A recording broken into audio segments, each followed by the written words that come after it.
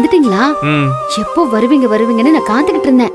உங்களுக்கு கால் பண்ணலாமான்னு கூட நினைச்சேன்.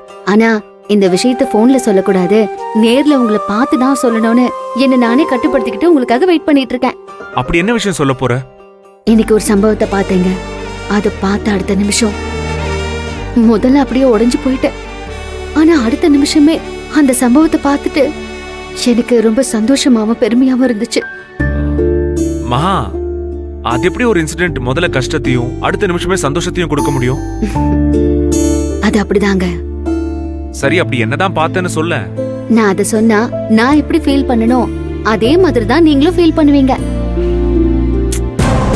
மகா, என் பொறுமைய சோதிக்காத. சரி சொல்லட்டுமா? சொல்லு. ஆபீஸ்ல பூஜை போடுறதுக்காக பூஜை சாமான்லாம் வாங்குறதுக்காக நான் கடைக்கு போயிருந்தேங்க. சரி. அங்க கோகிலாவும் அகிலாவும் ஆளுக்கு ஒரு பையில இட்லி மாவு பாக்கெட்டை வச்சுக்கிட்டு கடைக்காரங்க கிட்ட வியாபாரம் பேசி மாவை வித்துட்டாங்க.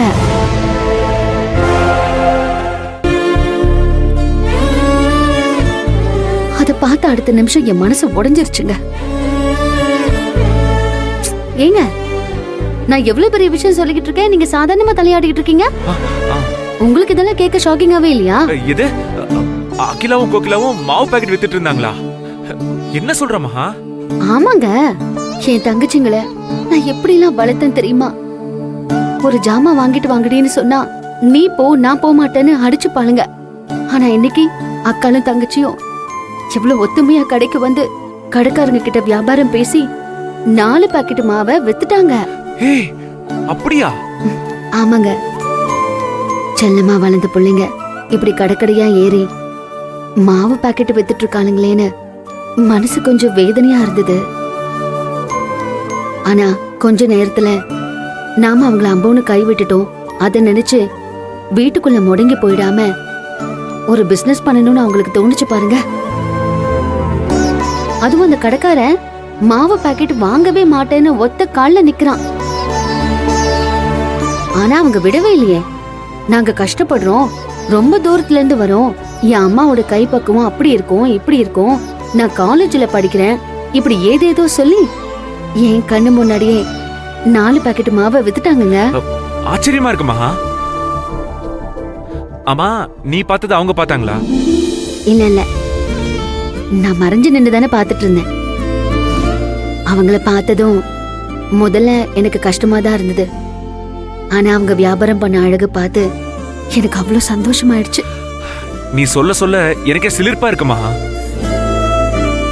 நான் பல தடவை யோசிச்சிருக்கீங்க, அம்மா மாவரைச்சா மட்டும் இட்லி பூ மாதிரி இருக்கும், ஆனா அதுக்குள்ள ஒரு பிசினஸே இருக்குன்னு கண்டுபிடிச்சிருக்காங்க பாருங்க. இவங்க 2 பேர்ல யாருக்கு இந்த ஐடியா வந்துச்சுன்னு எனக்கு தெரியல. கார்மெண்ட்ஸ் கம்பெனி ஆரம்பிச்சிருந்தா இப்ப நீ பெரிய பிசினஸ் உமன் ஆயிருப்பல்ல. அப்போ உன் தங்கச்சிங்க எப்படி இருப்பாங்க? உன் திறமையில பாதியாவது அவங்களுக்கும் இருக்கும்ல? இருக்கும். ஆனா அதெல்லாம் இவ்வளவு நாளா எனக்கே தெரியல பாருங்க. ஆனா எனக்கு இன்னொரு சந்தேகம். என்ன சந்தேகம்? எங்க வீட்ல இருக்கிறது ஒரு ஓட்ட கிரைண்டர். 1/2 கிலோ அரிசி போட்டாலே அதை அரைச்சு முடிய 1/2 நாள் ஓடும். ஆனா 2 பேரும் 2 பை நிறைய மாவு வச்சிட்டு இருந்தாங்க. எப்படி அவ்வளோ மாவை அந்த கிரைண்டர்ல அரைச்சிருக்க முடியும்? அதானே, எப்படி? ஒருவேளை கடன் வாங்கி பெரிய கிரைண்டர் வாங்கியிருப்பாங்களோ? அப்படி கூட இருக்கலாம். எப்படியோ பொழைக்க கத்துக்கிட்டாங்க. என்ன பண்றாங்களோ ஏது பண்றாங்களோன்னு பயந்துகிட்டே இருந்தேன். இப்பதான் எனக்கு நிம்மதியா இருக்கு. இவ்வளவு தூரம் மாஞ்சு மாஞ்சு பேசுற, அப்படியே உன் தங்கச்சிங்களை கூப்பிட்டு 2 வார்த்தை பாராட்டி இருக்கலாம்ல. நீங்க வேறங்க, என் தங்கச்சிங்க கிட்ட பேசினா அவங்கள எதுக்குங்க நான் இந்த வேலையெல்லாம் பார்க்க விட போறேன்? என் சம்பளம் இல்லாம அவங்க போராடி முன்னுக்கு வரட்டும், அதுதாங்க எனக்கு பெருமை. நீங்க கூட என் தங்கச்சிங்களை விட்டு கொடுத்து பேசினதே இல்ல. நீங்க அவங்க மேல வச்சிருந்த நம்பிக்கை தான் கடவுளோட ஆசீர்வாதமா மாறி அவங்களுக்கு ஒரு நல்ல வழி காட்டியிருக்கோன்னு நினைக்கிறேன். நான் செஞ்ச ஒரு சின்ன உதவி உனக்கு இவ்வளவு சந்தோஷத்தை கொடுத்திருக்கு. உன் சந்தோஷம் நிம்மதிதான் எனக்கு முக்கியம் மகா. அதுக்காக நான் என்ன வேணாலும் பண்ணுவேன்.